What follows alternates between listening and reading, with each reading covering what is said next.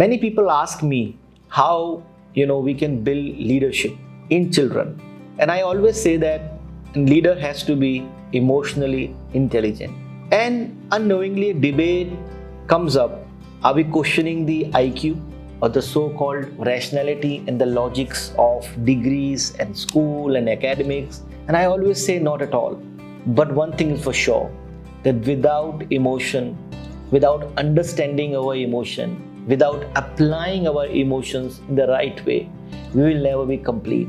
Today, it is not a hidden thing that at top management, leadership roles, and many complex situations where there are relationships to be maintained, decision needs to be taken, and long-term view must be kept in mind, requires more than just information, knowledge, and degrees. Emotions, learning how to regulate our emotion, to use them in the right way, to maintain a calm, a peace inside of us in extreme situation.